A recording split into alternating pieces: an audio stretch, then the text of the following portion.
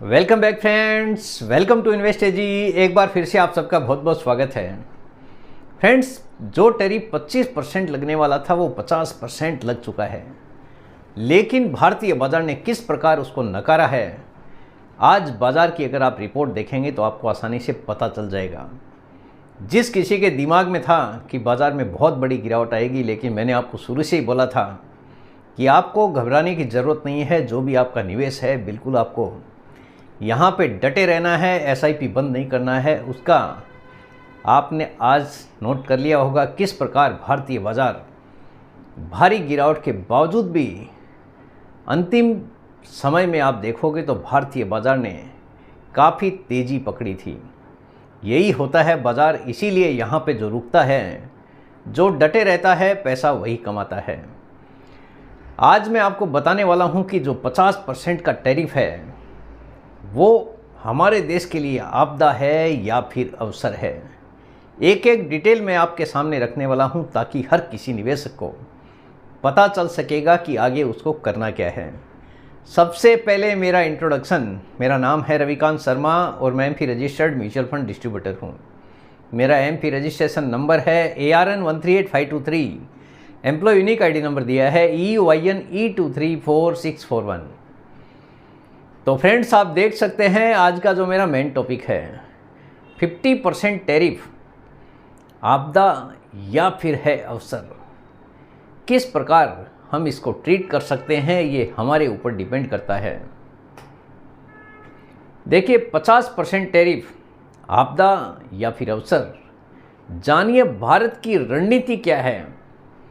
ये एक झटका ज़रूर था। जैसे आज शुरुआत में भारतीय बाजार को आपने देखा था, हर किसी निवेशक को काफ़ी निराशा हुई थी जिस प्रकार गिरावट देखने को मिली थी, लेकिन उसके बाद में आपने देखा भारतीय बाजार ने किस प्रकार तेज़ी का रुख अपनाया, जिससे जो भी निवेशक थे सबके लिए एक बड़ा सरप्राइज था। लेकिन क्या यह है सिर्फ एक आपदा है या भारत इस संकट को एक अवसर में बदल सकता है? आज हम इसी पर चर्चा करेंगे। 50% टैरिफ आपदा है या फिर है अवसर। देखिए, भारत की रणनीति का असर आज आपको भारतीय बाजार में देखने को मिला है। आज का बाजार कहता है झुकेगा नहीं। जिस प्रकार भारतीय बाजार ने पिकअप किया है उससे यही प्रतीत होता है कि हम झुकने वाले नहीं हैं, चाहे जो हो जाए। क्योंकि प्रधानमंत्री जी का भी एक बयान आ गया था कि हम अपने कृषि क्षेत्र के लिए, किसानों के लिए कुछ भी करेंगे, चाहे इसके लिए जो भी कीमत हमको चुकानी पड़े। यानी सिंपल मीनिंग है झुकेगा नहीं। अब देखिए, आपदा पक्ष आपको देखना जरूरी है कि आपदा हमारे लिए किस प्रकार है। How this is a disaster. Bharat से अमेरिका को होने वाले निर्यात बहुत महंगा हो जाएगा। अगर किसी को एक्सपोर्ट करना है माल तो महंगा हो जाएगा। Steel, pharma, textile, auto parts जैसे सेक्टर्स पर सबसे ज़्यादा असर होगा। इन इंडस्ट्री में ऑर्डर में गिरावट आएगी, नौकरी में कटौती होगी, लाभ में गिरावट हो सकती है। ये आपको मैं आपदा वाले पॉइंट्स गिना रहा हूँ, आगे आपको अवसर वाला भी जानना ज़रूरी है। शेयर बाजार में संबंधित सेक्टरों में नेगेटिव सेंटीमेंट आ सकता है। जैसे बाजार जब गिरता है तो आदमी का भी सेंटीमेंट नेगेटिव हो जाता है। जिस किसी को ऐसा लगता है कि बाजार गिर रहा है, हो सकता है लगातार गिरता जाए, तो आदमी का माइंडसेट नेगेटिव हो जाता है, यानी सेंटीमेंट नेगेटिव हो जाता है। तो शेयर बाजार में संबंधित सेक्टरों में सेंटीमेंट है वो नेगेटिव हो सकता है। भारत के साथ साथ अमेरिका के उपभोक्ता भी महंगाई झेलेंगे। ये पॉइंट आपके लिए काफ़ी ज़रूरी है जानना। ऐसा नहीं है कि नुकसान केवल हमारे देश को ही होने जा रहा है, ये नुकसान अमेरिका के उपभोक्ताओं को भी पूरी तरह से झेलना पड़ेगा। क्योंकि अगर सामान उनको ख़रीदना है तो उनको महंगा ही मिलना है। अगर हमको नुकसान है तो फ़ायदा वहाँ पे भी नहीं होने जा रहा है। अवसर पक्ष भी आपके लिए जानना ज़रूरी है कि अब अवसर क्या है। नुकसान तो आपने देख लिया कि नुकसान क्या हो सकता है। How this can be an opportunity. हमने तो आपदा में अवसर पहले भी निकाला है तो आगे भी इसकी पूरी तैयारी है। इसीलिए भारतीय बाजार ने आज अपना दम भी दिखाया है। भारत इन मुश्किलों को कैसे अवसर बना सकता है? अब ज़रूरत है नई मार्केट्स की तलाश, जो कि भारत ने ऑलरेडी शुरू भी कर दी होगी जहाँ तक मुझे उम्मीद है। अमेरिका की बजाय Europe, Africa, south east Asia को टारगेट किया जा सकता है। भारत यूएई, भारत जापान जैसे ट्रेड डील्स को एक्टिव किया जा सकता है। यानी भारत के सामने बहुत सारे ऑप्शन खुले हैं। जिस प्रकार भारत और यूके का रिसेंटली डील हुआ था, आगे ऐसी डील्स आपको आने वाले समय में और भी बहुत सारी देखने को मिल सकती है। यानी जो आपदा थी उसको अवसर में हम जल्दी ही बदल लेंगे, जहां तक मुझे पूरी उम्मीद है। स्थानीय उत्पादन को बढ़ावा।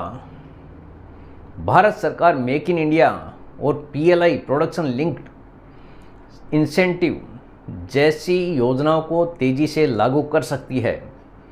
नई टेक्नोलॉजी और वैल्यू एडिशन। कंपनियां कमोडिटी एक्सपोर्ट की बजाय हाई वैल्यू प्रोडक्ट्स बनाकर एक्सपोर्ट कर सकती है।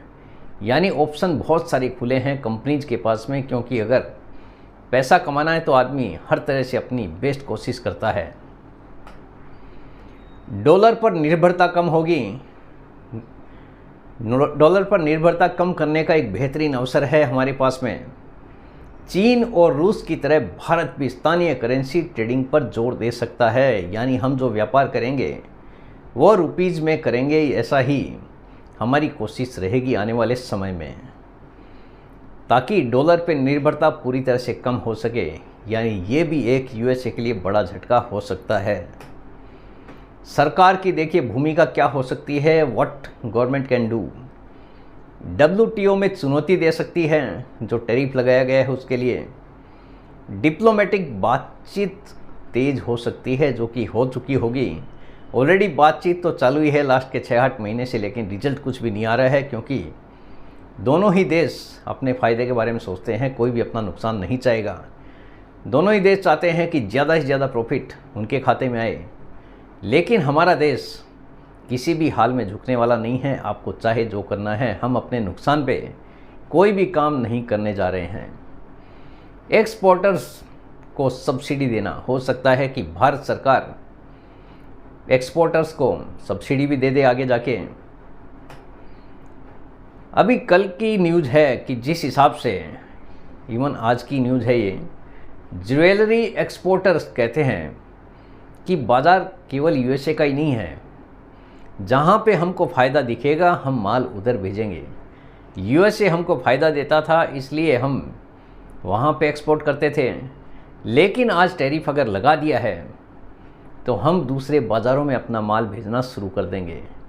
यानी हमारे लिए ख़रीदारों की कोई कमी नहीं है। आज नहीं तो कल हम दूसरा ग्राहक ज़रूर ढूंढ लेंगे।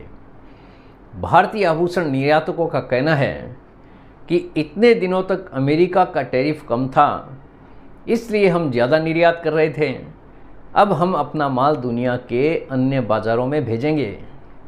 यानी जहाँ पे फ़ायदा दिखेगा काम उसी के साथ होने जा रहा है। इतनी बड़ी दुनिया है, बाज़ार ही बाज़ार है। यानी हर एक क्षेत्र में बाज़ार ही बाज़ार है। खाली आपको वहाँ पे टाई अप करने की ज़रूरत है। जहाँ हमें फ़ायदा होगा माल वहीं पे जाएगा। मतलब साफ है, भारत इस संकट से निकलने की तैयारी कर चुका है, जिसका आज असर आपको बाज़ार में भी देखने को मिला है। जिस हिसाब से बाज़ार में गिरावट आई थी, लोगों को लगा था कि बाज़ार अभी और ज़्यादा तेज़ गति से गिरता जाएगा, लेकिन जिस हिसाब से भारतीय बाज़ार ने पिकअप किया है, हर किसी के लिए सरप्राइज़ था। इसीलिए मैंने आपको बोला है कि यहाँ पे बिल्कुल आपको चिपके रहना है, कोई डरने की ज़रूरत नहीं है। हमारी तैयारी पूरी है। हमारे प्रधानमंत्री जी भी, देखिए एक एक पॉइंट आपके लिए समझना ज़रूरी है, अदरवाइज़ हो सकता है कि आप डर के मारे, क्योंकि हर किसी को अपना पैसा प्यारा होता है। जो भी नए नए निवेशक हैं उनके लिए बाज़ार की गिरावट एक बड़ा सबक साबित हो सकती है, क्योंकि बाज़ार जिस हिसाब से पिकअप करता है, हो सकता है उनके अंदर भी एक कॉन्फिडेंस बिल्ट हो जाए। हमारे प्रधानमंत्री जी भी 5 साल के बाद में चाइना की यात्रा पर जाने वाले हैं। दूसरी तरफ श्री अजीत डोभाल जी रूस यात्रा पर हैं। यानी भारत हर तरफ से अपने बिजनेस को, व्यापार को बढ़ाने की कोशिश में जुटा है। किस प्रकार एक नया संगठन बनाया जाए जिससे अपने देश को गति प्रदान की जाए, हर कोशिश भारतीय लोग करने में लगे हैं, भारतीय प्रधानमंत्री करने में लगे हैं, जो भी सहायक हैं सारे के सारे इसी काम में लगे हैं। अब निवेशक क्या करें? जैसा कि मैंने आपको बोला है, घबराएं नहीं, समझदारी से कदम उठाएं। SIP अगर आपने करके रखी है तो SIP बिल्कुल भी आपको बंद नहीं करना है। बाज़ार की गिरावट में उसको बढ़ाने की कोशिश करनी है, ना कि रिडीम करके निकल जाना है। जो भी निवेश करना है लंबे समय के लिए निवेश करना है, शॉर्ट टर्म के लिए कुछ भी आपको निवेश करने की ज़रूरत नहीं है, क्योंकि म्यूचुअल फंड एक ऐसा निवेश है जिसमें आपको लंबे समय तक SIP हो या लमसम हो टिके रहने की ज़रूरत होती है। बाज़ार की गिरावट में खरीद का मौका हो सकता है। बाज़ार अगर गिरावट दिखाता है तो आपको SIP बढ़ाने की कोशिश करनी चाहिए। इमरजेंसी फंड आपको ज़रूर बना के रखना है, क्योंकि बाज़ार है, यहाँ पे तेज़ी भी आती है तो मंदी भी आती है। तो पैसा वही लगाना है जिस पैसे को निवेश करने से आपका पेशेंस ना डगमगाए, और इमरजेंसी वाला पैसा हमेशा अलग से FD के रूप में रखें या फिर बैंक अकाउंट में रखें। असेट अलोकेशन बनाए रखें, इक्विटी, डेट और गोल्ड, यानी जो भी निवेश करना है डाइवर्सिफाइड पोर्टफोलियो के हिसाब से ही निवेश करने की आपको ज़रूरत है। सिर्फ लॉन्ग टर्म सोच के साथ ही निवेश करें, ना कि शॉर्ट टर्म के साथ। जो भी पैसा लगाना है लंबे टाइम के लिए लगाना है, शॉर्ट टर्म के लिए कुछ भी नहीं है। ये लॉन्ग टर्म का बाज़ार है, तो पेशेंस वाला पैसा ही आपको लगाने की ज़रूरत है। अब देखिए निष्कर्ष क्या निकलता है। हर संकट एक अवसर लेके आता है। अगर रणनीति सही हो तो 50% टैरिफ सिर्फ एक झटका नहीं, बल्कि भारत के लिए नई दिशा और नया अवसर हो सकता है। अब देखना ये होगा कि भारत इसे किस प्रकार और कैसे हैंडल करता है, जिसकी मुझे उम्मीद है कि हम आसानी से इसको हैंडल कर सकते हैं। तो फ्रेंड्स, उम्मीद करता हूँ आपको आज का ये वीडियो पसंद आ गया होगा। वीडियो अगर पसंद आ गया, वीडियो को लाइक करना, शेयर करना बिल्कुल मत भूलिए। बेल आइकन पे ज़रूर क्लिक करके रखिए, चैनल को ज़रूर सब्सक्राइब कीजिए। जितने ज़्यादा लोगों के साथ में हो सके शेयर कीजिए, ताकि हर किसी को इसका बेनिफिट मिल सके। Thank you very much friends, thanks for watching this video.